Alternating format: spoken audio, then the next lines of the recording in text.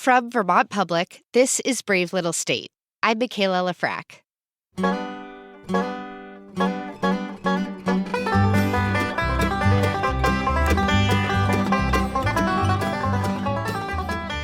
Despite what you might be thinking, this episode isn't about banjo or bluegrass or anything like that. It's actually about the phrase this tune is named after, Jeezum Crow. Jeezum Crow. Jeezum Crow. Oh, Jeezum Crow. That was very good exasperation. Brave Little State is the show where you, the audience, ask questions about Vermont, and we try to find the answers. A number of you have asked questions over the years about the phrase Jeezum Crow, including Sandra Bettis in Middlesex. So I always thought Jeezum Crow was just a nice way of saying Jesus Christ, a lot less aggressive. And, and so I've said it all my life. But when my son moved out of state, when I went down to visit him, he said, "Mom, did you realize Jeezum Crow is just a Vermont saying?" Thus, her question. Where did Jeezum Crow come from, and is it just a Vermont saying?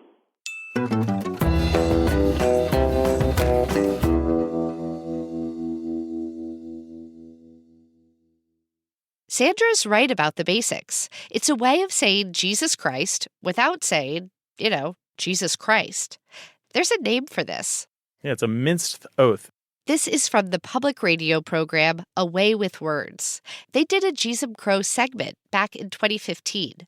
It's like Jeepers Creepers or Jiminy Cricket or there are a lot of those exclamations that start with that J sound. There's an alternate spelling, which is, in my research, a little more common, Jesum, but it's the same, and it's also from Vermont. The hosts also note that Jeezum Crow is used in Vermont and northern New York, but they don't say anything else about where the phrase came from. Now, according to the fine folks at the Oxford English Dictionary, the earliest time it was printed was in 1959 in the magazine Vermont History. But usually, new words or phrases circulate for a while orally before they're ever set down in print. So I set off to do some research of my own. I decided to take a very scientific approach. My plan is to ask a bunch of older Vermonters about the even older Vermonters who taught them the phrase. I start with Banjo Dan, the man behind the music we heard at the beginning of this story. Hello. Hi, Dan. This is Michaela Lafrac. And I was just wondering if you might have a couple minutes to chat with me about your Jeezum Crow song. Well, it's a banjo tune. It's not a song, so there's no lyrics.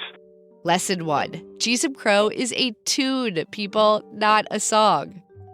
After that gets cleared up, I ask him where he first heard the words Jeezum Crow.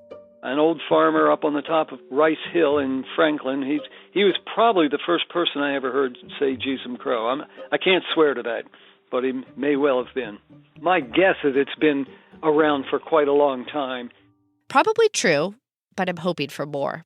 Next, I call up Tom Slayton, former editor of Vermont Life magazine. Where did it come from? Now, that's a darn good question. I just don't know. I think probably from our Puritan past. He's nodding here to New Englanders' religious history. Maybe folks here are more likely to use a minced oath than take the Lord's name in vain. With that, it's on to the next older gent in my Rolodex, Tyrone Shaw of Bakersfield. He's a retired literature professor at Vermont State University. By the jumping, bald-headed Jesus. Turns out he really likes minced oaths. I have never heard that. You haven't? No. Or there's also Crimo Frickin'. I've experienced all of these. I haven't heard him. You never heard of Crimo Frickin'? No. But back to Jeezum Crow, Crimo Frickin', I don't know. I just don't know. Loves a minced oath, but doesn't know their history. The last leg on my tour is to see Bill Mayers in Burlington. He's a former journalist, teacher, and state rep. Jeezum Crow this or Jeezum Crow that. It just spills off the mouth, like the edges of Vesuvius, As for where it comes from, he doesn't know either. But he does point out one reason why he thinks it stayed mostly in Vermont. everybody kind of talked more or less the same language. To tell us why, let's bring in academia. The major geographic barriers, the mountains, the rivers, etc. This is Danny Erker. He's a sociolinguist at Boston University. Danny studies how things like gender, class, race, and geography affect how we use language. It's quite possible that those physical impediments plus whatever the social dynamics were worked together to transmit the phrase and then keep it where it is. He says Vermont has lots of different types of barriers that would work to keep Jeezum Crow in state. And he says those barriers are more pronounced here than in other parts of New England. You might hear Jeezum Crow used in upstate New York or parts of New Hampshire or Maine, but for the most part, it's really stayed in Vermont.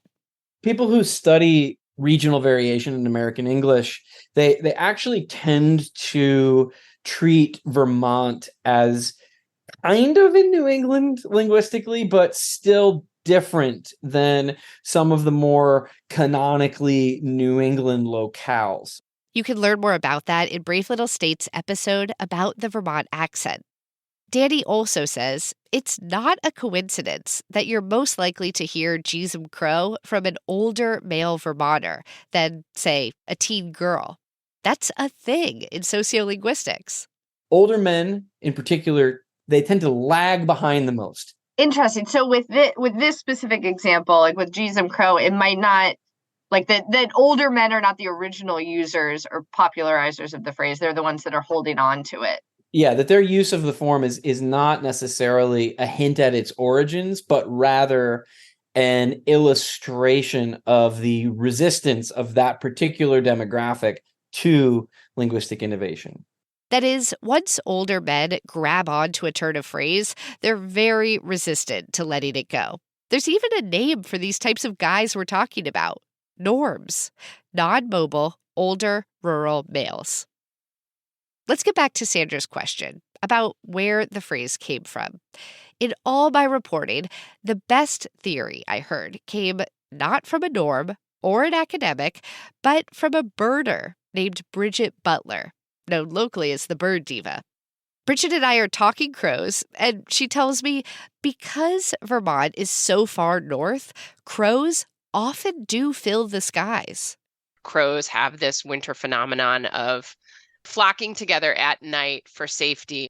So during the darkest times of year, it seems like there probably are a lot more crows in Vermont. And then she hits on her theory. Imagine you're a Vermont farmer standing in your field. And you've just planted and you're like, damn, crows are back again, pulling all the seed out, right? Jeezum Crow, get out. I have never thought of that. So it might not just be that Jeezum Crow is in itself a phrase, but somebody back in the day was yelling Jeezum to a crow. Yeah. Right? Like I just spent all day today planting. You're going to get into my stuff. Yeah. The antagonism is so real, you can even shoot crows during Vermont's 2 crow hunting seasons.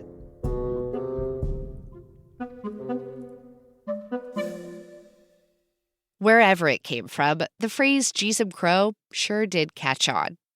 But then along came the internet, and people started talking the same. And anecdotally at least, it seems like Jeezum Crow's usage is starting to drop.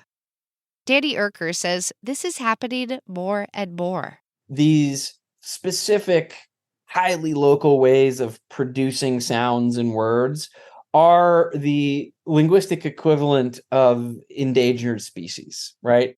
The general state of regional varieties is precarious, is the headline. That's right. Jeezum Crow is an endangered species, and it's up to us to save it.